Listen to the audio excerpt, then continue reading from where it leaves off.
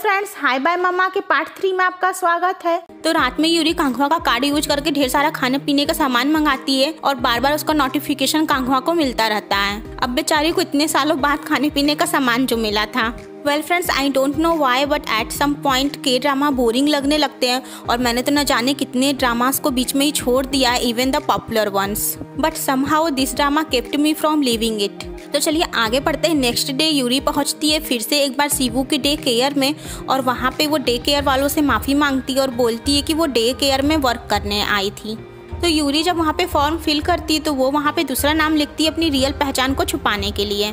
तो दूसरे दिन कांगवा जब होटल में जाता है और उसे पता चलता है कि यूरी वहाँ नहीं है तो वहाँ के रिसेप्शनिस्ट से पूछता है कि क्या यूरी हवा में गायब हो गई है। फिर होटल के रिसेप्शनिस्ट को लगता है कि ये बंदा अपना दिमाग खो दिया है और फिर आगे वो बताता है कि नहीं, वो दरवाजे से बाहर गई है।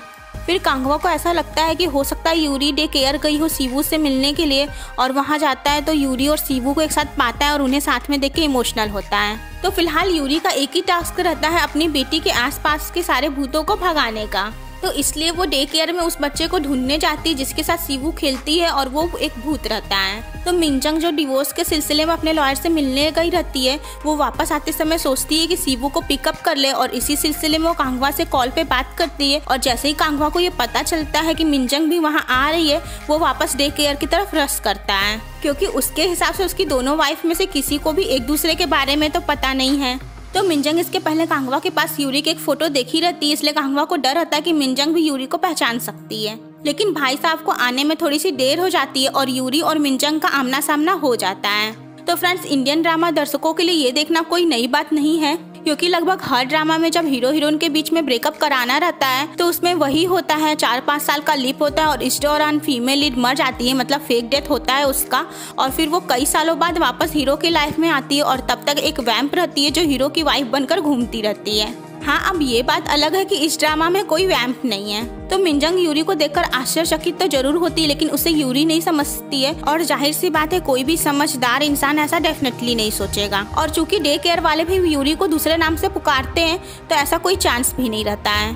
तो आगे कांगवा यूरी से दूसरी मैरिज कर लेने के लिए माफ़ी मांगता है और उसको ये जानकर आश्चर्य होता है कि यूरी को उसकी शादी के बारे में पहले से पता था और वो ये भी जानती कि मिनजंग एक नर्स है और उसकी स्कूलमेट थी। तो यूरी कांगवा को मना करती है कि वो मिनजंग को उसके बारे में कुछ भी न बताए।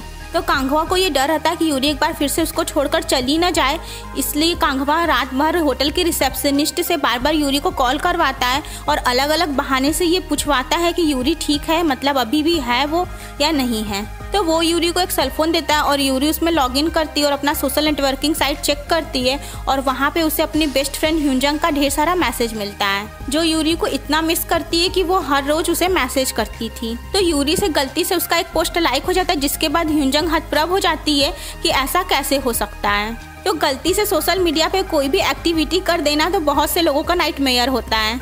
तो नेक्स्ट डे जब यूरी डे केयर में जाती है और उस भूत बच्चे को भगाने की कोशिश करती है तो उसकी हर कोशिश नाकाम हो जाती है और वो बच्चा वहाँ से जाने का नाम नहीं लेता है। और आगे यूरी एक रास्ता निकालती है क्योंकि उसे पता चलता है कि वो भूत बच्चा अपनी माँ का वहाँ पे इंतजार कर रहा है। तो यूरी एक बहाने से उसकी माँ को डे केयर में बुलाती है और अपनी माँ को देखने के बाद वो बच्चा फाइनली वहाँ से चला जाता है। तो चूंकि सीवू भूतों को देखने लगी रहती है, उसकी फैमिली का एटमॉस्फेयर भी उतना अच्छा नहीं रहता है, इसलिए सीवू का विकास अच्छे से नहीं हो पाता है और वो अंडर डेवलपमेंट में रहती है। तो आगे इस वजह से मिनजंग सीवू का इलाज करवाती है और इस बात को लेकर परेशान रहती है और कांगवा से इस बात को डिस्कस भी करती है। तो फ्रेंड्स, मिनजंग सीवू को बहुत प्यार करती है और वो हर मुमकिन कोशिश करती है कि वो सीवू को एक सगे माँ की तरह प्यार दे सके। तो आगे सारे भूतों को ये पता चल जाता है कि यूरी फिर से लाइफ में वापस लौट आई है और सारे भूत उसके पीछे पड़ जाते हैं अपने लिए फेवर्स करवाने के लिए क्योंकि उन्हें ऐसा लगता है कि यूरी को ये जिंदगी इसी वजह से मिली क्योंकि यूरी ने गॉड को सुनाया था। तो भूत पार्टी गॉड को खूब उल्टा सीधा कहती है और एक घोस्ट सॉन्ग भी बना लेती है